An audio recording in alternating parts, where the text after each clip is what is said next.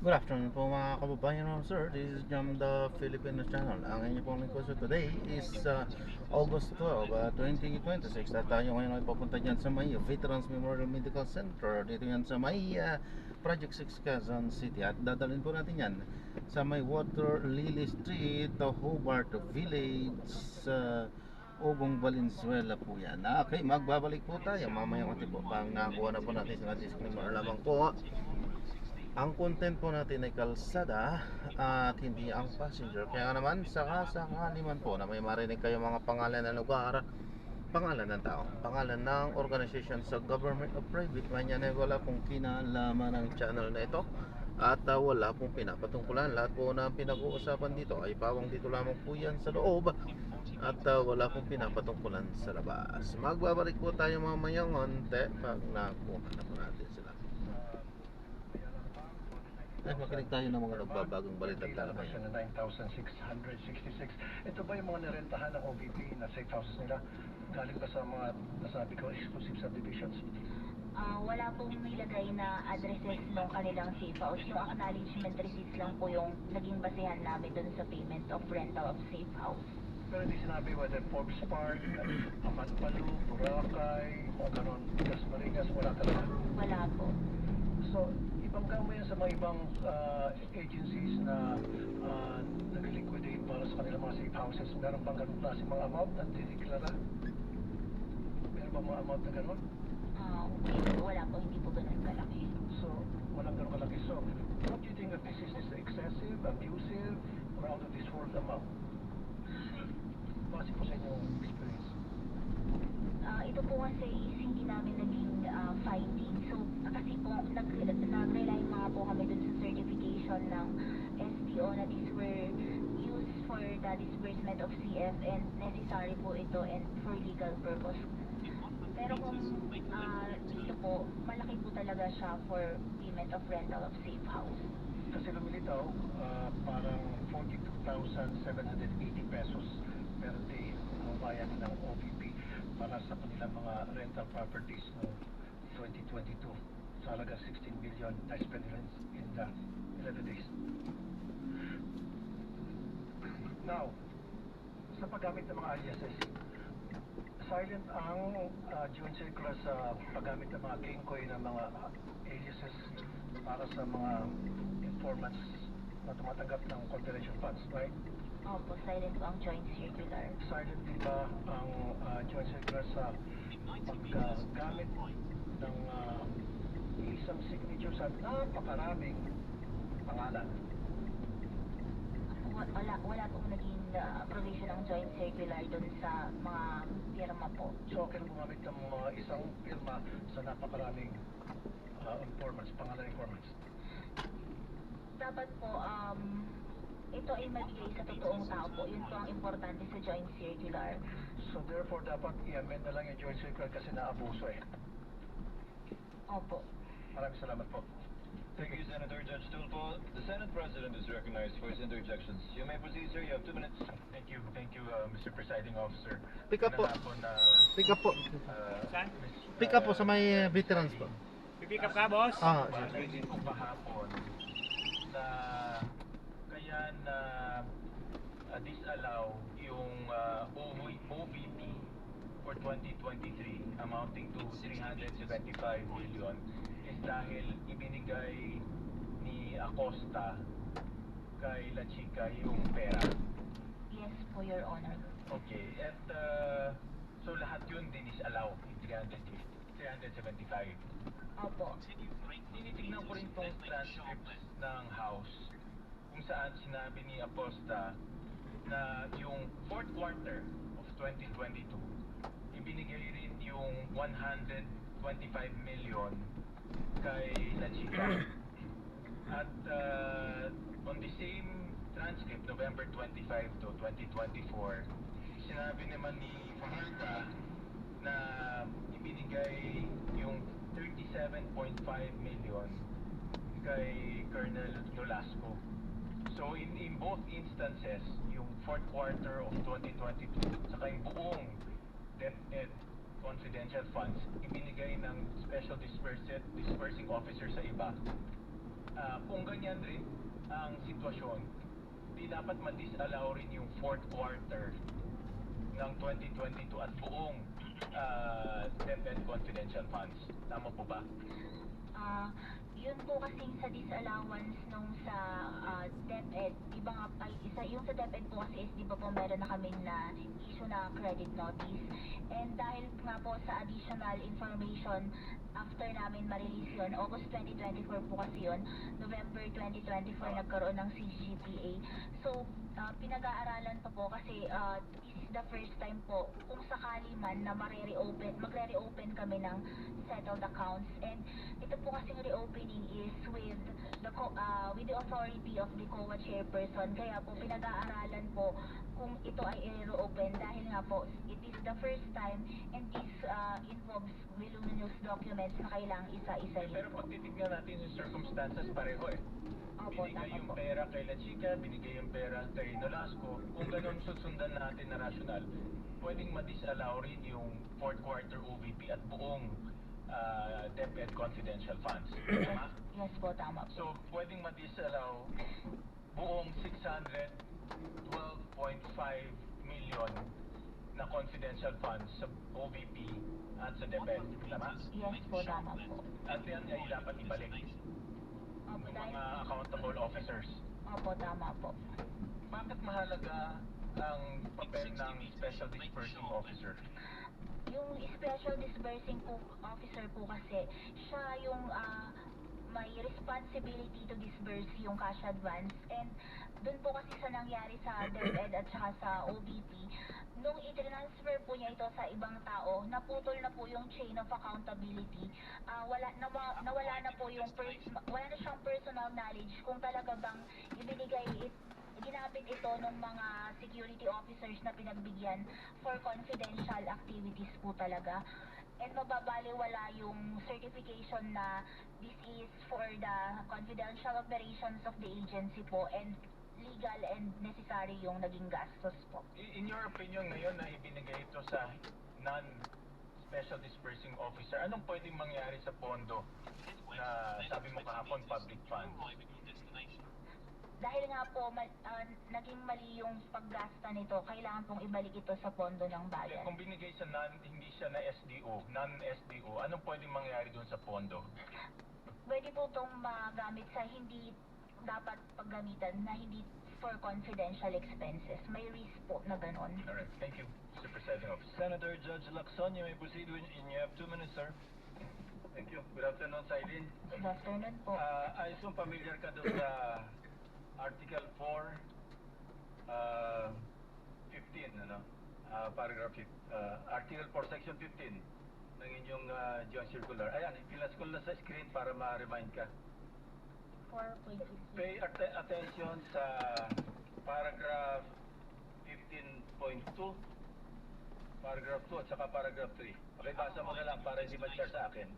That expenses were incurred in connection with the agency's intelligence or confidential operations and activities with supporting documents attached to the liquidation for CF and for the IF, the documentary evidence of payment kept in a sealed envelope in the vault in the office of the SDO. Sige, sa 3, paragraph 3. That the details and supporting documents of transactions that are classified are in the custody of the agency and kept in its vault, which may be inspected by ICFAO if the circumstances so demand. Ang tanong ko, ginawa niyo ba ito? Yung sa inspection po kasi ng vault sa Good IF na po yun. afternoon po. Sa ng... Ma'am Rosminda po. Sinabi, if the circumstances so Tama demand. po, Rosminda ma'am. Hindi ba dinidiban ng circumstances na inspection yun yung vault? Yung sa Dahil maraming aliases. yung vault po, yung sa vault po kasi, yung nagpe-pertain po yun sa intelligence fund. Yung may vault po sa office. CF saka IF ito. Hindi lang intelligence. Parehong treatment. Silent. 415. Ang tanong ko lang, hindi ba dinidemand o dinemand ng circumstances na inspeksyon ninyo yung vault? Kasi kung maraming aliases na nagdududa kayo, di ba natural lamang logically isipin nyo, ma-inspeksyon nga yung vault kung meron talagang mga totoong tao sa likod ng mga alias. O o aliases? Ang pag-inspect po kasi is through the authority po of the chairperson. I know, hindi kayo kumuha ng authority. Oh, wala pa po. Yeah, my point is, parang kulang yung ginawa yung trabaho. Para hindi kompleto. Kasi po may iba po kasing office na... No, ICPAO sinasabi dito, may be inspected by ICPAO if the circumstances so demand. Opo. Anyway, let's leave it at that, ano? Familiar ka ba doon sa 2020-005? Anong circular po yun? Yung sa fraud audit? Hindi po ako gaanong familiar dun Yeah. sa joint Anyway, i-familiarize kita. Meron kayong office, di ba? Yung fraud audit office. Opo, may separate office po sa COA. Okay, dito sa paragraph 3.1, yung filing, of course, ito, people's participation ito eh. Kailangan mayroong formal complaint, pero hindi lang complaint, information, indication, or complaint na mayroong fraud. Opo. So, papasok yung fraud audit investigation ng inyong office. Hindi office nyo. Ibang Yung fraud office. yeah. Pero nakalagay sa 3.1, any person who has knowledge that the transactions of, etc. Ano, pwedeng gumawa ng written information sa inyong, sa office na yon para mapunta doon sa logical conclusion, mapunta sa filing of criminal charges against whoever, not necessarily the Vice President. Yung sa pag-refer po sa fraud audit office, ito po ay pinag-aaralan din po kung kinakailangan na i-refer to sa fraud audit office. Ngayon po pinag-aaralan po namin ang office namin together with the chairperson po kasi kung sakaling ma-refer po ito po yung first time. And also po itong transaction na ito involves voluminous documents na with classified information na baka pag i-refer namin sa ibang office is ma-expose po ito. So, pinag-aaralan po itong mabuti muna. Anyway, 12 seconds na lang. Isa na lang tanong, balikan ko yung sa 4.15. Hindi nyo ba naisip na man lang na kung na-inspect nyo yung board, kumuha kayo ng mga specimen, yun yung mga question document, yung mga signatures. Ma-compare nyo sana sa mga ibang officials na mayroon kayo specimen signature para ma-determine nyo kung forged yung mga signatures na sinabi sa inyo. Yun lang, Mr. Presiding Officer, Mr. Chairman. Kindly answer the question, Celine. Opo, i-refer po namin sa higher authority po. Thank you po.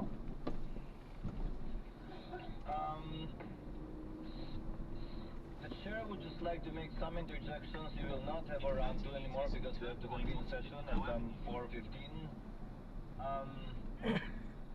So we can dispense with the witness already. Just a few questions, Cyrene. Wala pang NFD lahat ng bondong pinag-uusapan natin. Fourth quarter of 2022, the first 3 quarters of 2023 for DepEd and OVP. Opo, wala pa pong NFD. So wala pang final decision lahat ng ito. Opo, tama. Pag sinabi nyo nag-demand kayo ng restitution, ang ibig sabihin lang naman ito, kinarga nyo na as an unliquidated cash advance yung mga pinapa-decision, yung mga dinisalaw ninyo. Opo, tama po. Yun lang naman kung ibig sabihin nun, di ba? Hindi naman ibig sabihin, hindi solely mo bigay pero sa akin ibig sabihin nun, ilalagay namin yan as unliquidated cash advance during the pendency of the notice of disallowance. Yes po, kasi may mga remedies pa po sila. Kasi hindi pa nga fine at wala pang NFD. Opo. Tama po?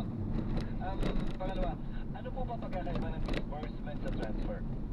Illegal mag-transfer ng pera ang SDO sa isang non-SDO, pero pwede po ba siya mag-disburse sa isang non-SDO o unbonded na tao? Hindi din po pwede. Hindi rin po niyang ibigay yon sa unbonded na tao. Recipient na po yun eh. Yung sa disbursement po niya, opo, hindi banded. Pero kung dapat po diretso from the SDO to the recipient of the confidential fund po. So, ang disbursement pwede sa non-bonded na tao, ang transfer ng pondo sa non-bonded hindi pwede. These are technical terms. Opo. Di ba? So kung pinagbigyan ay recipient, pwede yun kahit non-bonded. Opo, kasi siya na yung talagang recipient ng confidential funds. And as a final question, Eileen, I checked the transcript, which the Court took judicial notice of. I would like to ask more eyes to look at it. Hindi ko nakita sa transcript na sinabi ni Gina Acosta na binigay niya kay Latsika lahat for the fourth quarter of 2022 and the first 3 quarters of 2023. Medyo may ganung punto pa si Eduarda. Pero kay Gina Acosta, maliwanag na binigay niya yung 125 ayon sa kanya kay Latsika sa last quarter, pero hindi ganun kaliwanag na yun din ang ginawa niya for the first 3 quarters of 2023. Ano po ba particular yung pinagbasehan yung dokumento na binanggit niyong dinisalaw namin agad dahil sabi niya Acosta, binigay niya lahat kay Latsika. Hindi ko po makita, baka pwede niyong maituro sa TSN. Yun po kasi ang pinanghawakan namin doon, yung general statement niya na yung ginagawa nila is ibinibigay niya kay Colonel Latsika yung confidential fund po. Pero ang tinutukoy po niya ay yung 2025. Yung general statement po ni Eduarda, yun ang tumutukoy sa confidential fund ng DepEd para sa 3 quarters ng 2023. Pero hindi po pareho yung statement nila ni Gina Acosta na ganun kaliwanag na yun din yung ginawa niya sa first 3 quarters of 2023. Ano po ba yung particular na pinagbasihan niyo? When you say general statement yung pinagbasihan niyo, yung narinig niyo po ba o yung TSN mismo? Yun nga po, yung naging admission niya na binibigay niya kay Colonel Latsika Kahit po. listen, Celine, yung narinig mo nung nandun ka o yung TSN mismo? Yung narinig ko po nung nandun po ako na sinabi niya na binibigay niya kay Hindi Colonel mo Latsika. pinagbasihan yung aktual na TSN na marahil mas maliwanag tungkol sa bagay nito. Opo. So based lang dun sa narinig mo nung nandun ka. Opo. Thank you, Ms. Eileen. Senator Padilla, yes,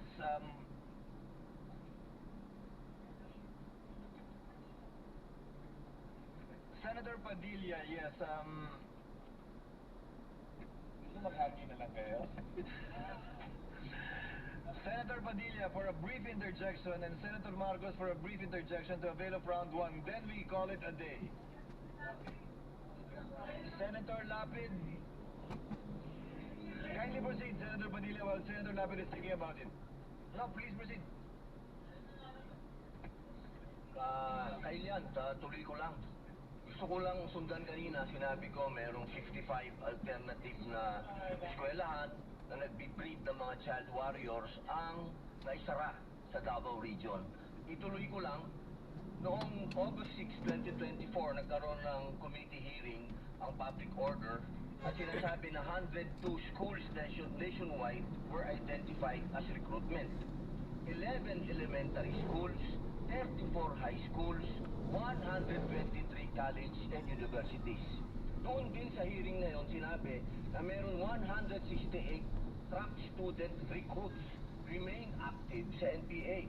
Ngayon, tanong ko kay Ian, hindi ba responsibilidad din ito ng Vice President at ng DepEd Secretary ang mga estudyante? Yung sa ano tawag dito sa college po, yung DepEd po kasi is hanggang Sa high school. Opo. Opo. Opo, yung binanggit ko po kasi kanina, 55 na alternative child recruits. 11 elementary schools, 34 high schools. Ibig pong sabihin, tuloy-tuloy po yun. Magmula elementary, paakyat hanggang college. Yan po ang style ng recruitment. So sa tingin niyo po ba, sagot pa din ito ng DepEd Secretary at ng Vice President na lumaban na dito sa terorista noong mayor pa lang siya? Oo, hindi. Ma'am, bilis, 42. Awa naman. Yes or no? Depende pa din po kasi yun sa mandate ng Oo lang po, agency. o hindi. Sa palagay niyo po ba? O sige, skip na po natin kung ayaw niyong sagutin. Alam niyo po ba na sinabi ng NICA, ng National Intelligence Coordinating Agency, na ang budget ng NPA 2016 to 2018 ay 5.8 billion? Yung Oo po o hindi? Ma'am, please. ano pwede pong pakiulit? Ang budget daw po ng NPA is 5.8 billion. Alam niyo po ba yun? Sinabi po ng NICA. Hindi ko po narinig yun, sir. Opo. Sa palagay niyo po ba, sapat yung budget? Na magkano po ba ang sinasabi niyo? 500 million ba ang naibigay? Pero yung Kasama na po yung sa Vice President at sa DepEd. 600 Kumpara niyo po sa 5.8 billion. Sapat po ba yun? Pero kasi yung sa nabanggit po ng Nika is kung mako-cover na rin po nila bilang isa sila sa mga agencies with. So alam niyo po, yung sinabi na Nika. Alam niyo po, Hindi ko po yung narinig. tungkol lang po sa estudyante, kasi alam niyo naman po, sa ngayon, ang nasa front na inilalagay ay mga estudyante. Napalitaan niyo po ba yung mga namatay na huli na mga estudyante? Yung violence po sa school. Opo, ito na lang po. 8 seconds na lang po ako. January 1, 2024, sinabi po ng AFP na there is no more guerrilla active front. So, ibig sabihin po, successful. Based mo sa AFP. Salamat po. Senator Judge Marcos for the last intervention. Maraming salamat, Presiding Judge. Simple lang, i-confirm ko lang sa ating testigo. So, I'd just like to confirm kung tama sabihin na as of now, there's no official finding of fraud sa DepEd man o sa OAP. Tama po ba? No fraud finding as of now. Kasi nga po compliance audit lang po ginagawa namin. Tama. Compliance audit lamang, walang fraud audit. Ikalawa, narinig kita kanina na kapag compliance audit, base sa dokumento lang. Limited kayo sa dokumentong isinabmit ng ahensya. Kung ganon, yung House of Representatives, hindi naman bahagi ng OVP or DepEd. Wala namang sinabmit sa COA, di ba? May sinabmit na sila. Yung Congress, Committee on Good Governance, may sinabmit na dokumento. Yun po kasi based on other information na po after nilang mag-liquidate na naging present na available information after the liquidation na consider po namin sa audit. Hindi, ibig ko sabihin, yung congressional transcript ni Acosta at Fajardo, hindi yon bahagi ng dokumentong sinumite ng mga ahensya. Opo, pero ginamit Wala po isa, namin. di ba? Pero ginamit din po namin yung information na yon during our audit. Bakit humingi ka rin ba ng affidavit? Kasi hindi naman binigay ng agency. Kasasabi mo lang kapag compliance audit, dokumentong galing sa ahensya. Pero yun po is relevant information po na ginamit namin for audit po, na sinama namin sa pag-audit. Yes, following po the presiding judge, bakit po ganon kanina sinabi mo dapat dokumento na sinabmit ng ahensya, biglang ngayon pati transcript, pati iba pang mga katibayan na sinasabi ginagamit na rin. Hindi na compliance audit yun, hindi ba? Pero yun po kasi is related pa din dun sa liquidation which is discovered after the submission of the liquidation documents. Kaya nga nalilito kami kasi bakit dinisalaw lahat ng quarter samantalang pinag-uusapan ni Acosta, iisa lang, di ba? Yung last quarter lamang. Doon sa transcript, doon lumilitaw yon. So ngayon, tinatanggap na rin pati mga transcript at iba pa. Hindi na dokumento yun as covered by compliance audit by your own definition, hindi ba? Pero relevant yung information po in the conduct of the audit. In the Kung may process. relevant sa dyaryo, tatanggapin rin ninyo na ebidensya rin yon, compliance audit pa rin yon, kahit nasa dyaryo, nasa social media. Kung sa palagay mo may kinalaman dun sa kaso, tatanggapin ninyo. Kasi nga po dun sa circular, pwede kaming mag-dependent sa other documents deemed necessary sa audit po. So, pwede, biski anong dokumento, parang lumalabo yata yung joint circular. Maraming salamat po. Thank you. Again, that would be the last round for this witness. Miss Eileen, salamat po sa inyong kooperasyon. Salamat sa inyong pasensya. Salamat sa pagsagot sa lahat ng tanong mula sa magkabilang panig. Ganyan din mula sa mga senator judges. You are excused, ma'am, and thank you very much for your time and cooperation. Thank you po, Your Honor. Ingat po kayo. As I understand it, we issued subpoenas for Fajardo, Acosta, and Pareja for only up to today. Will we be issuing subpoenas for the 3 witnesses again for Monday, Tuesday, and Wednesday, lead prosecutor? We confirm, Your Honor. We just want to put on record that Can you place on record the order? yes, we are moving for the reissuance of Sabrina Agnes Tificando for the following trial dates, August 17, 18, and 19, to the same witnesses as follows. One is Ms. Marivic Pareja, the House of Representatives Legislative Information Bureau Director. Second is Ms. Gina F. Acosta, the former Special Disbursing Officer of the OVP, or Office of the Vice President. The third is Edward Fajardo, the former Special Disbursing Officer of the Department of Education. We understand, Your Honor, that the Honorable Impeachment Court already noted the respective addresses. However, please note that the subpoena for Edward D. Fajardo must be addressed to the Office of the Vice President as well. Likewise, Your because Honor, he's already transferred to that office. in line with our intention as well to maximize our time in presenting the prosecution's witnesses, we are likewise requesting for the issuance of subpoena identificado to Lemuel G. Ortoño, Assistant Secretary, Assistant Chief of Staff of the Office of the Vice President, with the same address as OVP Office, Your Honor, in Mandaluyong City. So We this is the likewise fourth would- one. Sorry, Your Honor. This is the fourth one. This is the fourth one, Your Honor.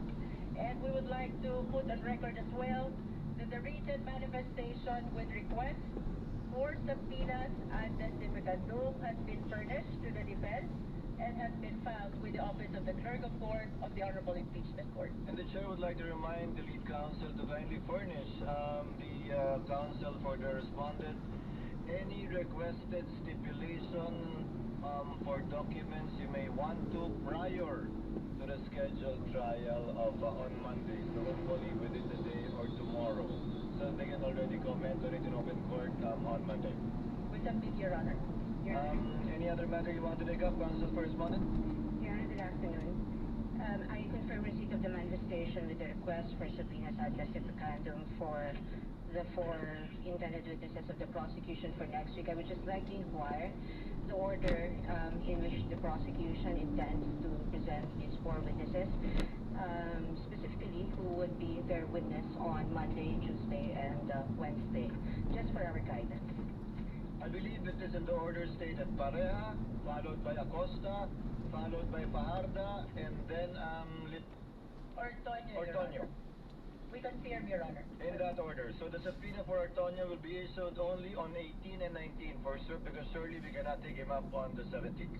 Thank you for the clarity, Your Honor. Second item is that we also would like to confirm that as of today, in response to the directive of the presiding officer, we have not yet received any request for any potential stipulations or any factual stipulations the prosecution intends to ask from the defense. However, the more important manifestation that I would like to make today, Your Honor, is in relation to a social media post that I happened to see. And this was posted at 11:29 a.m. by one of the private prosecutors, Attorney Amando Virgil Ligutan, posting that a principal or lawyers and law students know by heart. Leading questions are not allowed even in cross-examination. Now, this was posted and picked up by Inquirer.net at 11:29 a.m. today. And I surmise that this has something to do with the exchange between the private prosecutor, Attorney Capunan, and the defense counsel, Attorney Ferrer, on the matter that Attorney Ferrer asked the prosecution's witness. And I have here a transcript because I find it troubling that the private prosecutor would do this in the middle of a courtroom hearing. Because as far as I'm concerned, impeachment court is also a court of decorum. An impeachment under Rule 18 actually prohibits participants, especially lawyers, from commenting about the merits of the case. Now, one may argue that this isn't about the merits of the case, that he probably was just commenting about what ought or what not to do in a cross-examination, but we're not naive. What the private prosecutor is talking about is here. He can explain it. He can explain himself if the presiding officer so desires. But I really just find it in bad taste to do this at this time. And I think it is inappropriate to do that to a fellow member of the bar, because even as we sit on the opposing side of this hall, we remain to be both members of the bar, and as officers of the court, we owe each other respect, politeness, or even kindness. And it doesn't take one to be a lawyer to know that the first thing that our parents teach us to do is humility. Your Honor, no, I'm not just done, Your Honor. In fact, I have asked one of our lawyers to review the actual transcript from the video that transpired between the prosecutor and Attorney Ferrer, and it would seem that in the heat of the exchange, or in the passionate exchange of the arguments between the prosecutor and Attorney Ferrer was not even actually referring to listening questions as allowed, as implied in the social media post of Attorney Bigutan. In fact, it's here. The court can confirm this from a replay of the video. Attorney Ferrer, sinabi mo ba yan sa JC na dapat may mahuli? The witness answers, ang nakalagay po kasi sa JC under 4.8.2 ay proof of success. Attorney Ferrer, hindi. Sorry, Your Honor, please. Attorney Kapunan, let the witness answer, Your Honor. Mr. Presiding Officer, can the counsel be instructed not to stop the witness mid-sentence, Your Honor? Attorney Ferrer, Your Honor, please, can the witness be directed to just answer with yes or no? The counsel has her time to ask clarificatory questions later during redirect, Your Honor. And Attorney Kapunan, not all questions can be answered by yes or no. Is it the meat of the contention of the argument between Attorney Kapunan and Attorney Ferrer? Attorney Ferrer responded, I am on cross, Your Honor, please. And the presiding officer said, counsel. Attorney Kapunan responded, never mind if you are on cross, Your Honor. There are limits to cross-examination. Wait lang po, ma'am, dahil not allowed on cross. iniiwasan po natin yung mga kalsadang hindi maganda. Questions was actually raised by Attorney Kapunan. And Attorney Ferrer, for some reason, said they're allowed, but she was pertaining to the fact that the question sa orange na yan. Yes or Ito po, answerable. pinakakaliwa. Opo. Ayan ma, ayan. Orange na yan, pasok ka dyan. Ay, Ito po? oo, iyan. Ayan ma, gano'n. Ito po, ito po. Opo. On cross-examination, not misleading questions, and yet we have a private prosecutor immediately taking to social Tapos, media doon and posting tayo. this, implying something against the defense counsel. We will not have this. Bawal po ito Your dito, Honor, ma'am. in the interest of fair Pag play, mo dito, may I pwede. request that the counsel for the Opo, following mahuli po ako dito, ma'am. Hindi ka mahuli, ako be sasagot. recognized. Ay, hindi po, wag po ganun, ma'am. Wag po ganun. Dahil yung violation po is sa akin po yun, ma'am. Wag po ganun. Wag po kayo magsasalita ng ganun. Nagbabantay kasi dito, pinapaano nila yan yan. Oo, pero wag kayo magsasalita ng ganun dahil ang violation po ay akin po yun, ma'am. Hindi po yun sa inyo. Kahit nasagutin niyo po yung bayad, yung ano po ay sa akin na po yun. Sa lisensya ko po yun, ma'am. Kaya nga po, lumili niya po ako dun, ma'am, para magkakaliwa po. Pero sige po, susundan ko po kayo, ma'am. In fact, the presiding officer is already in the process of drafting a ruling and a warning and an order pertaining to this. Because clearly, I can even name all of you who have been commenting on social media in violation of Rule 18 of the impeachment rules. But I will do that on Monday, perhaps, after taking advisement the manifestation of the council for respondent. It's not really so much being cordial or nice or kind, but it's a basic violation of Rule 18. I already talked to the parties 2 weeks ago, reminding you that you might want to consider appointing spokespersons who are not part of the panel of prosecutors nor a private prosecutor, but you insist on maintaining that. So after 2 weeks, the court is constrained to make a decision and ruling on that. But we will do that on Monday with the permission of both counsels. Then we will hear you, counsel. Drop off lang We po. will hear Attorney May walang ID Guzman ma. prior to the court's ruling on the matter. But be advised that again, we have it all on tape. We have been monitoring everything.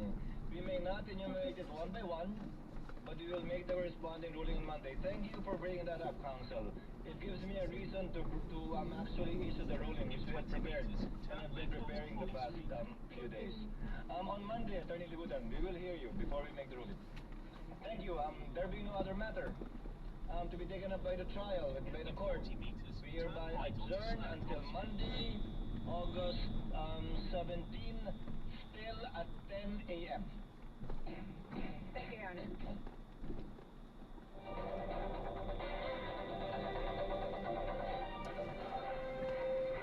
Vice President Sara Duterte impeachment trial. The DCMF special coverage.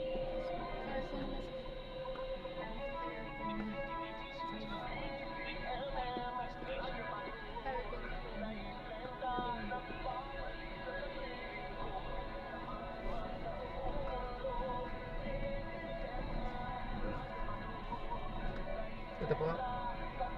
Sige, dito.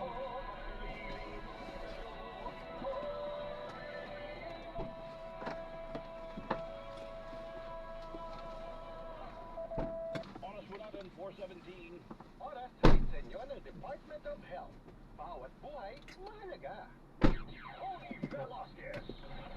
Headlines sa hapon. Headlines sa hapon.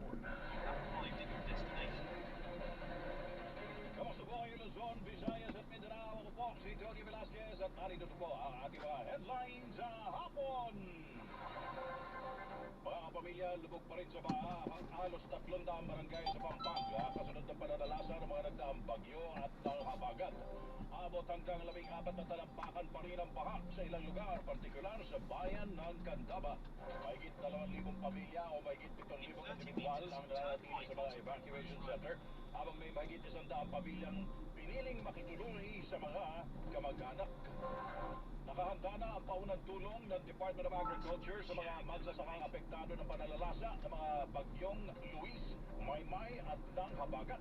Sinabi sa DCMM ni Agriculture spokesperson Arnel de Mesa na agad ipamimigay ang mga binhi at pataba para masimulan na ang pagbangon ng mga magsasaka. Sa huling datos ng Agriculture Department, pumalo na sa halos 200 milyong piso ang iniwang pinsala. Yan, so drop na natin sila. So maraming salamat po sa panonood hanggang sa muli po. God bless. Parang po.